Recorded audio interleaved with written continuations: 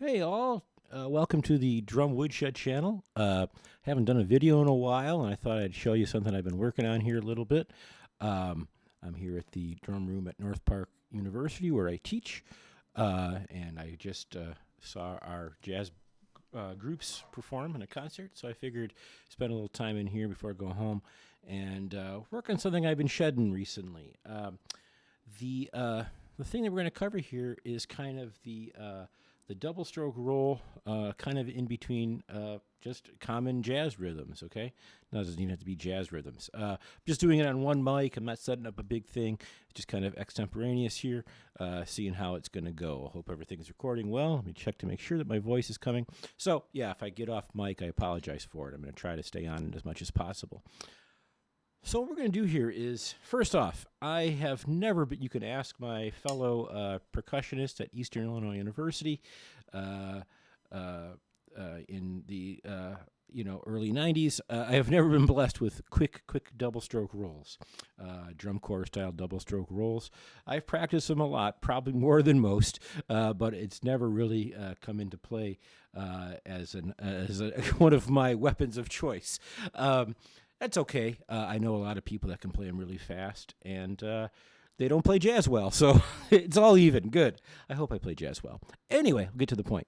One of the things I like to work on is it's a very common exercise to sit there and play eighth note triplets, okay, and then double them, okay? Common thing. We see all kinds of players do it. It's a very common practice. What I'm going to show you here is a little trick to kind of make that into more of a musical phrase. Again, nothing new here, but just some exercises that I like to practice. One of the things about this is we're not going to make them really metric, okay? If we were thinking of, let's say, a very common thing, we're going to play triplets and we're going to read a page and we're going to accent whatever we are reading. So I'm using Ron Spagnardi's Big Band book, really great book that I use, and I'm using number 6. That is a dotted half on beat 1 and a quarter note on beat 4. So if I play triplets, we're going to accent that on the right hand on beat 1 and the left hand on beat 4.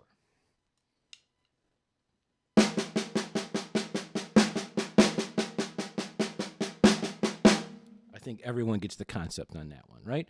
Okay. Now I'm gonna single those accents and double stroke everything that's in between.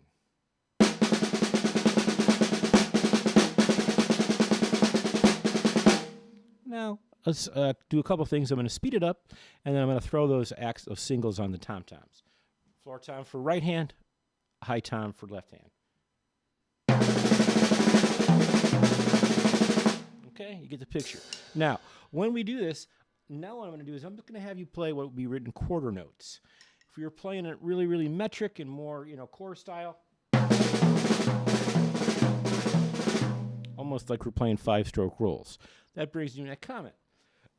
It's been called quite a few times. I think Joe Morello used to use this phrase of constant 5-stroke roll, okay? So what I'm going to do here is I'm going to start playing that, but instead of keeping them real metric, I'm kind of loosening it up so that it turns into sometimes a quintuple or whatever, but we're not really thinking of dot, dot, dot, dot, dot, dot, dot, dot. It's more dot, dot, dot, dot, dot, dot. It's trying to fill that in and stretch it out. So I'm going to start it out as a kind of quick, and then I'm going to slow it down. You'll see what I'm going to do.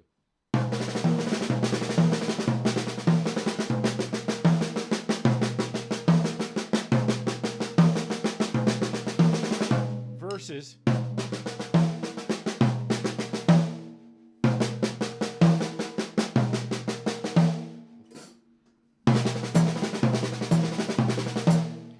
I think you get the picture. So anything on the 1 and is going to be right-handed. Anything, the single, that is. Anything on 3 is going to be right-handed. Anything on 2 and 4 is going to be left-handed. So now I'm going to take a couple of rhythms that start adding some eighth notes. So let's see, what would be a good one here on this page? I'm going to pick one that has an accent on the and a 1 and 3. That'll be right-handed singles on both those spots. Here we go.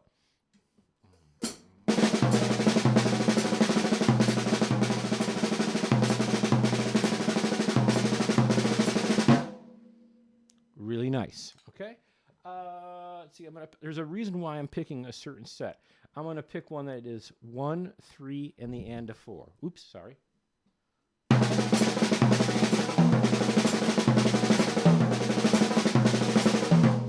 Now, all that is very good, all good and well, okay? The one thing that is happening here, though, is we're having a little bit of a problem with when we have subsequent eighth notes, so 1 and 2 and. That's because you're playing that 1 and with the same hand, you can't really do that 5-stroke. So what we're going to do on that instant, so this would be like 1 and.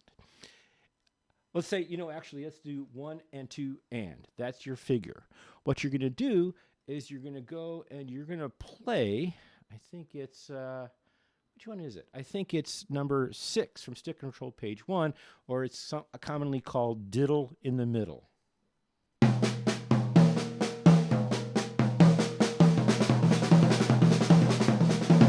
So when I have subsequent eighth notes, 1 and 2 and, I have to change my roll speed so that I am doing that, okay, which is essentially 16th notes, okay? Let's see, what should I make a find one? Here's 24 in this book. It just happens to be 1 and. So now in that first one, I have to do that.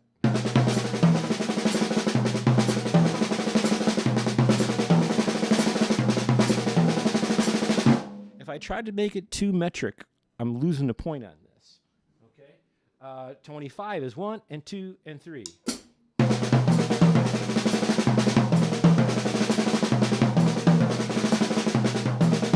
I'm worried about the integrity of the tom part or the figure and not so much that the roll is perfectly clean.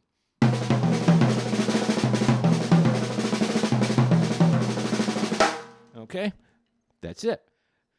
You keep on working on that with different figures, and then once you're done with that, you could use the exercises in syncopation.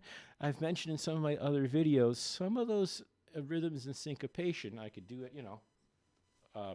exercise 1 from the 8-page, 9-page block.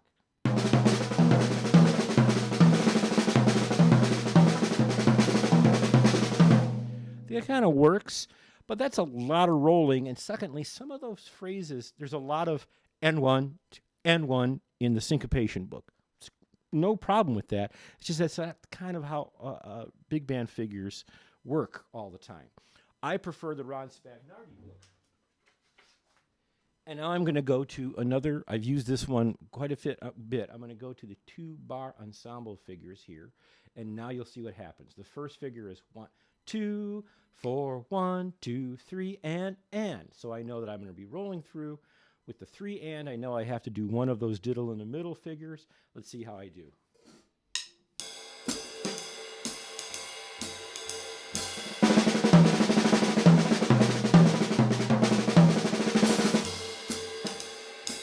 Let me see if I can do that and actually get out of it and come back to time.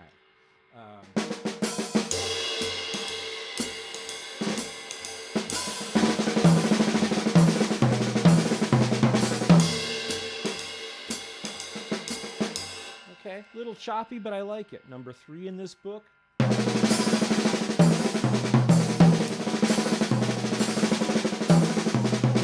Once you get those down, now try to get that roll to sound like you're not firing off a whole brick of Black Cat fireworks. Let's see if I can do. Let's see how I can do on that one.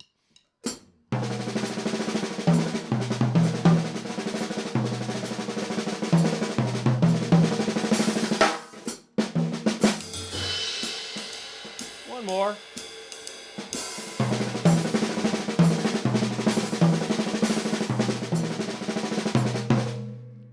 Do that again. You can also go for speed. I'll do that on 15.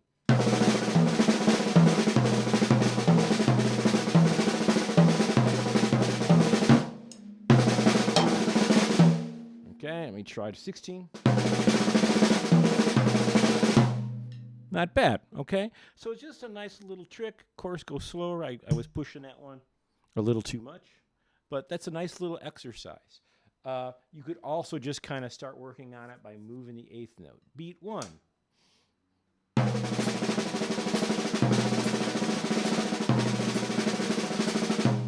and a 1. That'll be a righty stroke as well. Beat 2, that'll be a lefty single stroke. You could also do this with some of the easier figures, going to the cymbal and kick. I turned my hand around that. Okay, a lot of fun. It's up to you to, if you want to play those really, really clean, or you could also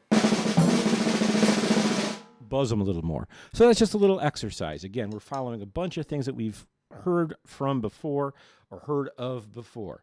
Playing eighth note triplets.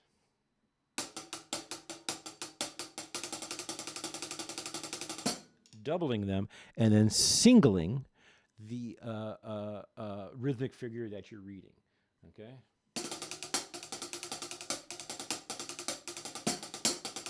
And the rule of hand is that if it's on the 1 or the and of 1, the 3 and the and of 3, it's going to be right-handed, where the singles are, and 2 and 4 will be left-handed.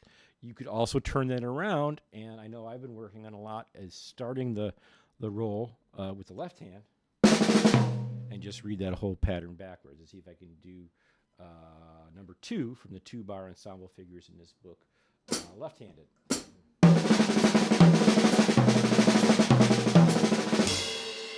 Not bad, pretty rough. Sounding like the Black Cat fireworks again. But I'm working on it, all right? So there you go. Nice little exercise. See how it works. Once again, any books are good. But I find this book kind of invaluable. And you can buy it in book form like I have. I think this is my second printed copy of this. Another one I lost somewhere. You can buy this one also on, I think, both Apple Music. Buy it on Apple Music, folks. Apple Books and or iBooks. Now I think it's called Apple Books, and I think you can get it digitally on Amazon as well. I have them all ways, and this is actually required for my jazz students here at North Park University. Really like this book. So there you go. All right.